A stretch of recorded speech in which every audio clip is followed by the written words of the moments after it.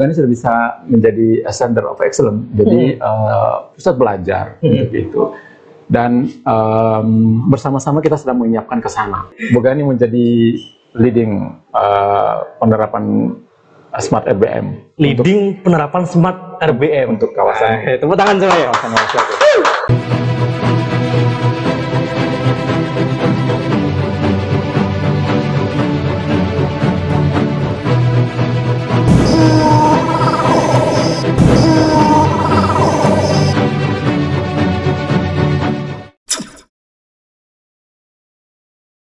Assalamualaikum warahmatullahi wabarakatuh, sobat malu semuanya. Jumpa lagi dengan saya Hendra Purnama, masih dalam acara Bonawa Corner. Melihat Taman Nasional Bogani dan Wartabone dari berbagai macam sudut pandang. Nah, kali ini kita akan melihat Taman Nasional Bogani dan Wartabone dari sudut pandang mitranya Balai Taman Nasional Bogani dan Wartabone yang sudah lama mendampingi Balai Taman Nasional Bogani dan Wartabone. Kita langsung sambut Pak Iwan. Terima kasih Mas Hendra. Selamat datang di Bonawa Corner, Pak. Selamat datang. Bagaimana Pak? Sebelumnya mungkin perkenalan dulu lah. Perkenalkan dulu siapa Pak Iwan di Wildlife Conservation Society, sebagai apa dan lain sebagainya. Betul. Terima kasih Mas Hendra. Nama saya Iwan. Iwan Huno, lengkapnya panggil saja Iwan. Pak Iwan. Saya kelahiran dari Gorontalo, di Sulawesi. Ya. Dan saat ini saya bekerja dengan WCS, Wildlife Conservation Society Indonesia Program, dan dikasih kepercayaan untuk memimpin Sulawesi bagian utara. Sulawesi bagian utara. Itu mengcover wilayah Sulawesi Utara dan juga Gorontalo. Kira-kira seperti itu Mas Hendra. Wildlife Conservation Society, WCS. Apa sih itu Pak? Perannya apa? Tugasnya apa? Oke. So, WCS itu adalah organisasi konservasi, base-nya di New York, karena dia adalah organisasi internasional. Di Indonesia bekerja sama dengan Kementerian Lingkungan Hidup dan Kehutanan. Ya, dalam hal ini Dirjen KSDAE, dan lalu di landscape di mana WCS bekerja, kami juga bekerja sama dengan UPT-UPT dari KSDAE. Contohnya seperti yang di Bogani ini. Itu salah satu fokus landscape yang menjadi prioritas kami di WCS Indonesia Program khususnya. Tugasnya apa aja Pak? Nah, WCS itu sendiri memang fokus areanya itu dalam pelestarian hidupan liar dan juga habitat alami yang ada di seluruh dunia gitu ya. Nah, untuk Sulawesi sendiri kita fokusnya di Sulawesi bagian utara gitu ya. Khususnya Bogani dan Wartabone. Juga ada satu kawasan lagi di bagian utara, ujung utara dari Sulawesi, yaitu di Tangkoko, di bawah BKSDA Sulawesi Utara. Jadi fokusnya memang untuk pelestarian hidupan liar dan habitat alamnya Mas Hendra. Kira-kira seperti itu. Sejak kapan Pak? Mulai bermitra dengan Balai Taman Nasional Bogani dan Wartabone? Kalau boleh saya bilang bahwa WCS di Indonesia itu mulainya dari Sulawesi. Dari Sulawesi? Iya. Itu kurang lebih di tahun 19 awalan itu, 90-an gitu ya. 90-an. Ada sepasang peneliti dari BCS, yaitu sudah mulai melakukan riset di Tangkoko. Dan apa namanya, itu awal kali WCS ada di sini gitu. Dan setelah itu mereka kemudian pindah ke Bogor. Dan itulah saat pertama kali secara resmi WCS bekerja sama dengan PHK saat itu menandatangani MOU di tahun 1997. 97? Ya, itu pertama kali. Jadi di Sulawesi sendiri sejak 90-an awal, dan secara resmi kita punya kantor di Sulawesi itu di tahun 1999. 99, 2 tahun setelah ada sign MOU di Bogor gitu ya. Dan saya sangat beruntung bisa bergabung di saat awal kali WCS ada dari awal kali di Sulawesi. Ya, tahun 99 Agustus tepatnya gitu. Dan itu langsung di Balai Taman Nasional Bogani atau di Tangkoko dulu, Pak? Ya, kita waktu itu memang mulainya dari kegiatan Island Wide Survey. Jadi kita melakukan riset atau survei biologi yang lebih menyeluruh di 15 kawasan konservasi yang ada di Sulawesi seluruh ya, dari utara sampai ke Sulawesi Tenggara dan selatan ke bawah. Dan di Sulawesi Utara sendiri kita memulainya dari Tangkoko, dan lalu ada Gunung Ambang, ada Manembo-Nembo, dan lalu Bogani Nani Wartabone, Panua. Nah itu dia, yang mulai untuk bagian utara ya, dan lalu bergerak ke Sulawesi Tengah, Sulawesi Tenggara, dan lalu ke Sulawesi Selatan. Jadi kalau boleh bilang di Bogani Nani Wartabone sendiri itu sejak tahun 99 kita sudah mulai. Ya, sudah mulai di sini. Gitu. Ya. Dan itu kenapa memilih Bogani? Pasti ada potensinya dong, Pak? Atau ada apa di Bogani Nani Wartabone sehingga memutuskan WCS untuk di Bogani saja lah. Iya, betul sekali Mas Hendra, karena tujuan WCS adalah juga melestarikan satwa liar gitu ya, dan habitat alaminya, dan Taman Nasional Bogani Nani Wartabone itu adalah kawasan konservasi terluas yang ada di kawasan Walsea kan, 282.000 hektar ya, kurang lebih seperti itu. Dan kawasan ini menjadi benteng pertahanan terakhir untuk satwa liar endemik Sulawesi. Kita sebut saja ada anoa, babi rusa, maleo, ada yaki. Bahkan di Boganinan ini kita bisa melihat ada bisa dua jenis monyet ya. Yang satu di bagian utara itu adalah makaka nigra atau monyet yaki, dan lalu nigrescens. Ada 3 sih sebetulnya. Di bagian Gorontalo itu ada makaka heki sebetulnya. So ada juga musang Sulawesi yang hanya ada di sini. Beberapa jenis burung rangkong ataupun juga tarsius, ada kuskus, ada apa lagi ya, sangat dan itu potensi kaya. Yang membuat WCS ini benteng terakhir yang perlu dipertahankan ini. Betul sekali. Dan yang paling penting adalah saat itu sangat sedikit sekali informasi yang diketahui tentang potensi satwa liar ini. Jadi banyak tanda tanya di situ. Betul sekali. Mereka adalah endemik, hanya ada di Sulawesi, dan kurang informasi. Kalau kita mau googling saat itu, sangat jarang informasi. Pada waktu itu? Iya, saat itu. Kalaupun mungkin kita menggunakan bahasa Inggris mungkin ya, kalau untuk googling gitu ya, mungkin akan keluar, tapi beberapa saja lah. Bahasa Indonesia nggak ada sama sekali, sangat jarang informasinya. So itu juga menjadi Bogani Nani Wartabone itu menjadi landscape prioritas bagi WCS sendiri. Itu untuk bisa terus dipertahankan, karena itu menjadi pertahanan terakhir untuk para satwa liar di Sulawesi khususnya. Sejak 99 pasti banyak cerita itu, Pak. Ya, pasti banyak cerita suka dukanya dan sebagainya. Tapi apa aja sih Pak sejak tahun itu yang sudah dilakukan sama WCS? Pertama, karena WCS juga itu adalah pendekatannya adalah berbasis sains. Betul, sains. Jadi semua aksi konservasi yang dilakukan oleh WCS itu berbasis sains. Awal kali kita melakukan pendekatan itu biasanya lewat survei dulu. Jadi memetakan ataupun bisa mengidentifikasi semua potensi maupun juga ancamannya. Gitu. Jadi itu pertama kali yang dilakukan lewat kegiatan island-wide survey tadi. Salah satunya adalah Bogani Nani. Dan itu mencakup semua kegiatan ya, semua survei mulai dari line transit untuk mamalianya dan juga burungnya. Dan lalu juga ada mamalia kelelawar misalnya, kita menggunakan misnet atau jala kabut. Juga kita melakukan pendataan potensi ini lewat kamera trapping. Saat itu masih menggunakan yang film. So belum seperti yang sekarang yang sudah digital saat ini kan. Juga ada kegiatan untuk menginventaris pohon-pohon. Itu awal kali yang dilakukan oleh WCS di semua kawasan konservasi yang kita mulai bekerja. Dan itu akan menjadi dasar buat kami untuk menentukan strategi ataupun langkah-langkah ke depannya setelah itu. Nah, saat ini beriring waktu, informasi juga sudah mulai terkumpul. So WCS juga berfokus pada bagaimana bisa mendukung. Jadi fungsi kami adalah mendukung pemerintah Indonesia dalam hal untuk konservasi satwa liar. Dan di UPT sendiri juga kami memposisikan seperti itu, mendukung Balai Taman Nasional Bogani Nani Wartabone dalam hal untuk konservasi satwa liar potensi yang ada di kawasan Taman Nasional Bogani Nani Wartabone.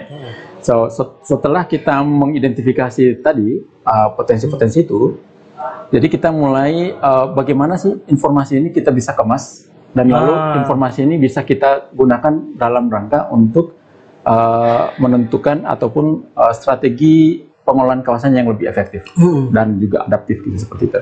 Karena datanya akan terus terbarui, jadi kita harus juga adaptif terhadap itu. Nah, saat ini kami juga mendukung Balai Taman Nasional Bogani Taman lewat perlindungan kawasan misalnya, lewat patroli smart. Tidak hanya potensinya tentunya, ya, ancamannya juga ada. Makanya juga kita mendukung Balai Taman Nasional Bogani dalam perlindungan kawasan lewat patroli smart misalnya contohnya. Gitu ya. Juga ada mensupport atau memfasilitasi kegiatan-kegiatan penilaian efektivitas kawasan lewat tools MITT-nya gitu. Dan lebih spesifik karena juga kita adalah fokusnya ke satwa liar, ada satwa seperti maleo. Kita memang sejak 2001 sudah dengan maleo sampai saat ini. Fokus ke maleo juga? Iya, itu salah satu yang 2021. 2001. Berarti sudah 20 tahun ya. 20 tahun lebih. 21 tahun. Iya, lebih seperti itu ya. Untuk konservasi maleonya. Dan itu continue ya, tak ada hentinya itu, tak ada jedahnya gitu. So, ya. Kira-kira seperti itu Mas Hendra yang sudah kami lakukannya. Ada cerita menarik nggak sih Pak? Pasti ada itu. Cerita yang menarik dari tahun 99. Iya banyak. Kalau saya sendiri ya. Contohnya. Saya sendiri juga kan memang saya punya hobi atau ketertarikan itu di alam. Ya kan? Makanya juga waktu itu kuliah saya masuk dari SMA saya sudah ikut di Pramuka, ikut PMR, kuliah ikut Mapala gitu dan dari kecil memang sudah. Iya, dan ketertarikan itu akhirnya membawa saya ke dalam pekerjaan profesional seperti sekarang gitu lah. Saya memang tertarik untuk melakukan riset-riset gitu ya. Jadi pergi ke alam mencari tahu sesuatu, mengeksplorasi sesuatu yang baru gitu ya. Dan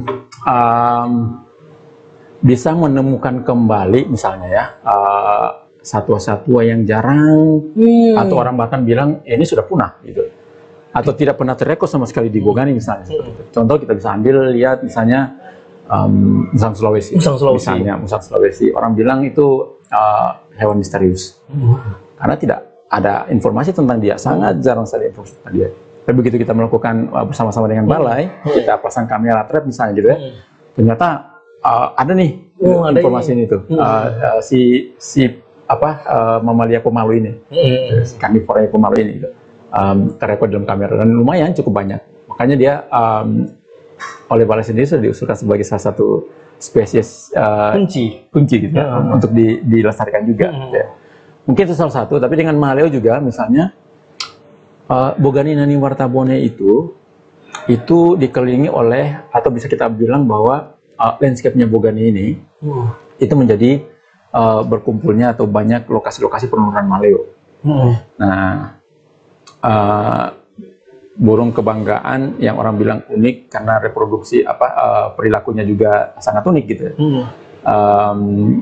Banyak ditemukan di landscape-nya Bogani. Nah, sayangnya juga seiring dengan waktu keberadaan mereka semakin terancam gitu. Karena misalnya kehilangan tempat dia bertelur misalnya seperti itu yang sudah berubah beralih fungsi saya menjadi kalau kebanyakan besar itu adalah di daerah pantainya. Nah itu sudah berubah menjadi perkebunan atau sudah menjadi pemukiman ataupun bahkan sudah dijadikan tempat wisata. Nah, itu mereka juga sempat terganggu. Tapi banyak hal-hal menarik yang menjadi yang sebelumnya menjadi misteri ini perlahan-lahan semakin terungkap. Kehadiran atau penggunaan teknologi untuk bisa mendeteksi satwa itu sangat membantu. Nah, beberapa contoh misalnya ya, ada beberapa jenis, mungkin ada dua tiga jenis lah ya, yang dulu tidak ada di Bogani. Sekarang dengan adanya kamera terrekod dia.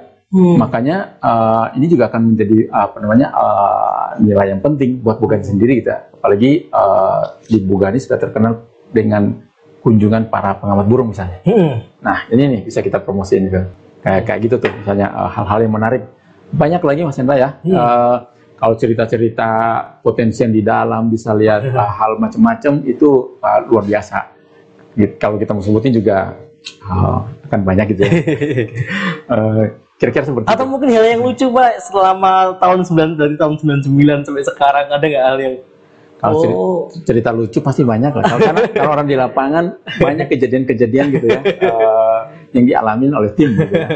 Dan itu kita mengalaminya bersama-sama loh dengan teman-teman di balai gitu.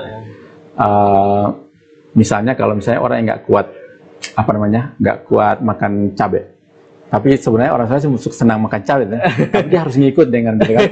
Sehingga dia baru mau survei mau survei transek misalnya di titik nol itu sudah harus ke belakang. Dia jadi ketinggalan, dia nggak ikutan itu seperti itu. Atau misalnya kita lagi malam-malam pasang misnet jarak kabut untuk kelelawar, sambil duduk-duduk menunggu pengecekan sebelumnya. Ini misalnya ada, bukan lelucon lagi sebetulnya itu bahaya sebetulnya, karena ada pohon tumbang itu kan kita tidak tahu dari mana arahnya, tapi karena ada bunyi-bunyi akar patah, terus cabang yang patah, kita langsung berhamburan saja gitu. Jadi lelucon buat kita kan kita mengenang peristiwa itu, ya lucu juga gitu ya. Ya gitu tuh. Ada dukanya nggak sih, Pak? Ya pasti juga ada, pasti juga ada. Ya, karena misalnya ya Medan Bogani atau Medan topografi yang ada di Sulawesi itu orang bilang mengistilahkannya dengan keriting kalau kita. Wah, rambut begini banyak tanjakan kan tidak ada rata-ratanya gitu ya. Jadi harus kita jalani setiap hari kalau misalnya kita melakukan survei di awal kali gitu. Saya terlibat juga dalam itu karena saya mulainya dari sana gitu ya. Nah, ya hal seperti itu tuh saya jadi menambah cerita buat kita, bisa kita ceritakan lagi ke teman ataupun bisa cerita ke anak-anak kita nantinya gitu ya. Ya medannya bagus sih. Kita bilang medannya bagus sih, meskipun berat itu ya. Ya barangkali seperti itu. Atau misalnya karena kita memenuhi standar untuk survei, contoh ya, kita membangun camp itu harus di dalam hutan. So itu berarti dari perkampungan atau dari desa terlagi itu harus jauh ke dalam. Dari sana kita akan membuat transek misalnya 5 kilo. Baru menentukan nolnya aja, itu sudah 3 kilo sendiri. Baru bisa cocok bahwa ini pas nolnya. So, kita harus bayangkan jam berapa kita bangun dari camp gitu kan, untuk pergi ke titik nol 3 kilo. Gitu. Dan itu masih gelap. Gitu. Bahkan ada juga kalau kita survei lagi puasa, bertepatan dengan puasa, itu jadi cerita-cerita yang ini juga sih. 5 kilo itu jangan dibayangkan 5 kilo di jalan raya biasa, Pak ya. Betul sekali. Begitu tuh. Kalau dari segi pengelolaannya, Pak, dari segi pengelolaannya ini ya, bedanya dulu dengan sekarang dari segi pengelolaan Balai Taman Nasional Bogani dan Warta Bone itu apa, Pak, menurut Pak Iwan?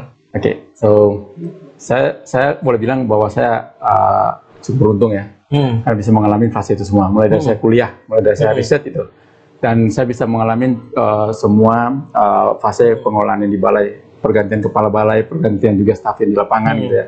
Saya mengalami semuanya. Dan kalau boleh, jujur saya bilang bahwa semakin kesini, itu semakin jauh lebih baik. Gitu. Semakin jauh lebih baik itu kan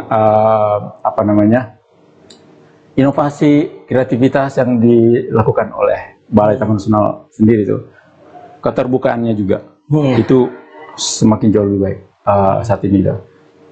Kalau dulu juga kami melakukan survei kadang seperti merasa sendiri aja dulu. Kalaupun datang misalnya kami ditemanin karena harus ada counterpart, harus ada pendamping, gitu ya. Pendampingi biasa. Betul sekali.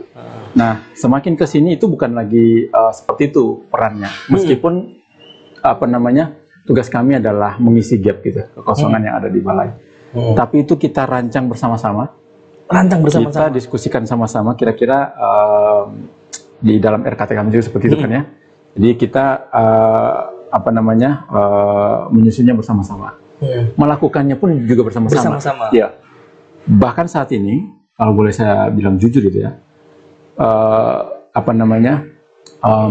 berbagi sharing cost. Sharing cost. Iya, itu sekarang itu kita sudah sangat terbuka gitu ya. Terbuka. Kamu punya berapa? Kita punya berapa? Oke, let's do it. Mari kita lakukan. Kita tutup. Ya, tujuan kita adalah bikin ini.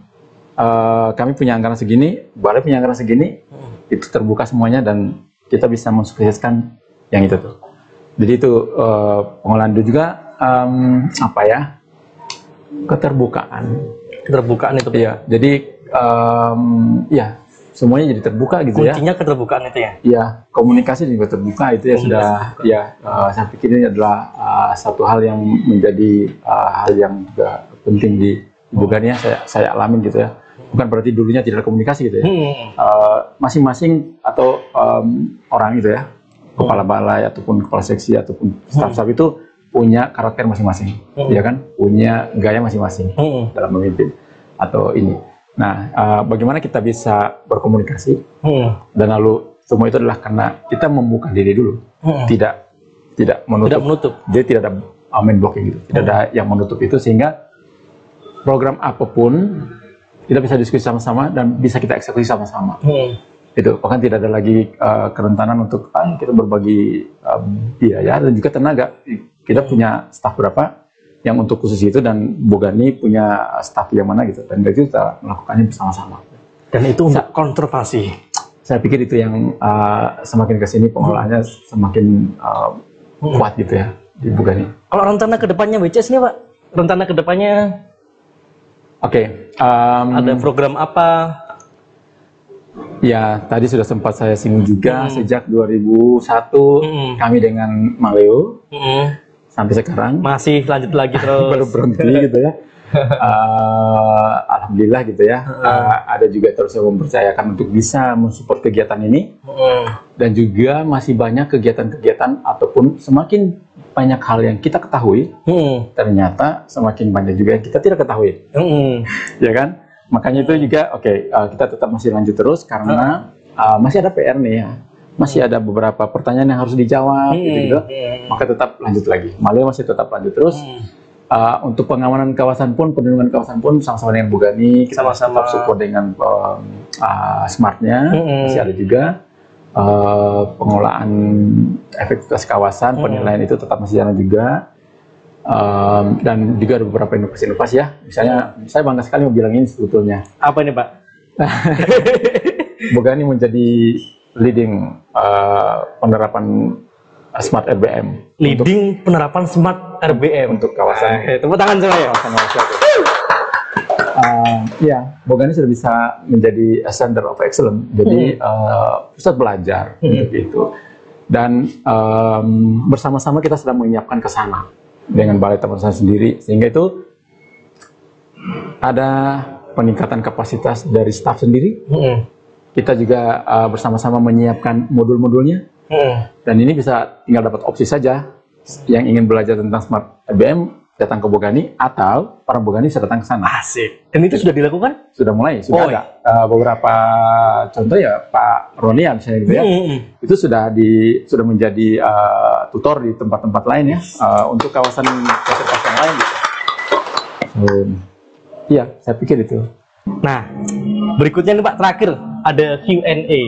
Jadi kita menghimpun pertanyaan-pertanyaan baik dari stafnya WCS maupun Balai Taman Nasional Bogani yang pengen ditanyakan ke Pak Iwan. Yang pertama ini dari staf WCS yang tidak ingin disebutkan namanya. Pertanyaannya, kapan Pak Iwan ada rencana untuk cat rambut warna hitam? Masih jauh ya? Ini kejutan betul. Saya pikir saya bangga dengan punya rambut putih. Tapi saya pikir apa ya, keaslian saja. Karena saya tidak ingin merubah penampilan. Kalaupun seperti ini saja gitu ya. Putih-putih, kalau memang udah tua gitu. Saya lihat kayak gubernur Jawa Tengah Pak. Oh, nggak ada hubungan politik gitu ya. Tidak ada hubungannya dengan politik. Pertanyaan kedua, nanti dicari Pak siapa yang nanya tadi, salah satu anak buahnya Pak Iwan. Pertanyaan kedua, Pak Iwan ini pernah marah gak sih? Kalau pernah, kapan terakhir Pak Iwan marah?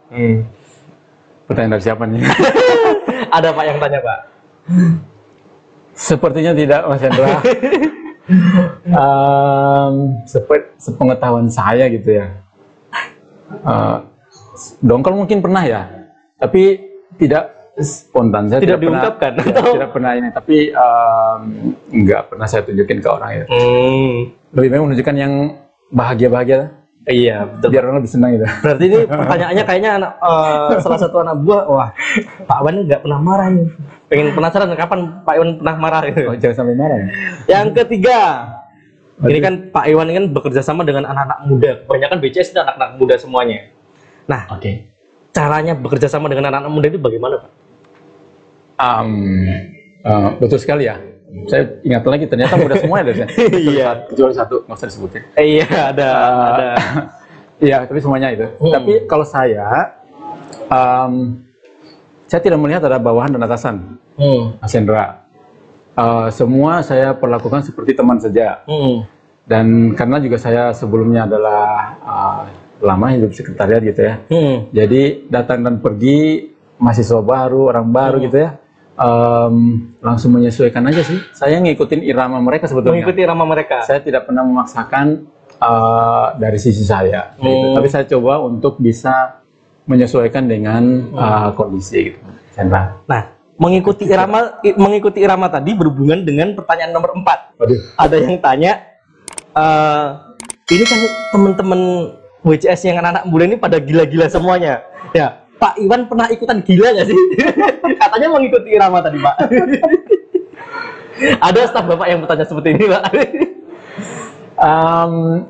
Saya terus terang aja menikmati. Menikmati. Iya.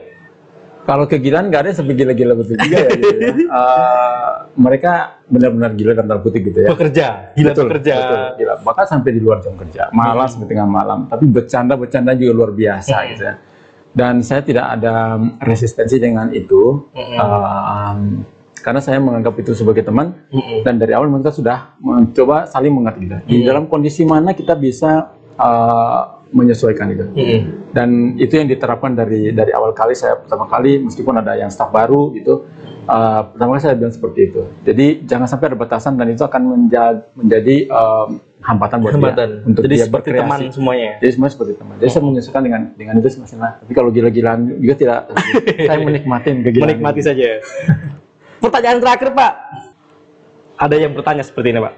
Pak Iwan lebih milih dimarahin istri atau dimarahin anak, Pak? Waduh. Pertanyaan ini luar biasa nih. Saya lebih memilih tidak keduanya sebetulnya. Kalau milih salah satu. Karena kalau dimarahin anak juga itu luar biasa ya. Kalau bisa jadi terharu kalau ngomongin seperti ini nih. Karena kecintaan kita pertama kali dengan itu ya, anak gitu ya, dia mensupport kita. Sebetulnya dalam keluarga saya membangun komunikasi yang terbuka. Anak silakan menyampaikan isi hatinya sesuai kemauannya dengan aturan-aturan, dengan rule yang sudah kita buat. Jadi ada batasan seperti itu ya. Termasuk juga dengan isi seperti itu. Nah, dalam hal komunikasi pasti juga ada yang nggak benar-benar ini ya gitu ya, nggak lurus-lurus aja gitu. Pasti ada marah-marahnya juga. Gitu ya. Tapi keduanya juga punya konsekuensi atau punya dampak gitu. Terutama terhadap psikologi gitu. Marahin istri juga lumayan gitu. Dimarahin anak apalagi tuh bisa gitu paling nggak enak misalnya. Tapi saya mencoba menciptakan suasana untuk bisa harmonis sebetulnya Mas Indra ya kan. Tinggal bagaimana, tapi kalau dinamika itu di dalam keluarga pasti ada lah gitu ya. Saya lebih prefer tidak dimarahin keduanya sih. Kalau lebih milih, Pak, lebih milih yang mana? Marahin istri aja nih. Ya. Kena di psikologi tapi lebih kena mental, kena dimarahin anak. Karena komunikasi juga masih boleh. Kalau anak kan, anak-anak saya masih ada lumayan yang masih kecil-kecil gitu. Jadi sebenarnya lebih saya memahami mereka sebetulnya. Kalau sama istri kan berarti kita tinggal berkomunikasi. Ya kan kalau dimarahin oke, soalnya apa? Diselesaikan di tempat lain. Ya, ini akan muncul nggak di ini atau di muncul, Pak. Muncul. Pak Iwan Nunowu dari Bad Life Conservation Society. Sobat Mario semuanya jangan lupa like, share dan subscribe channel YouTube Taman Nasional Boganingan Wartabone.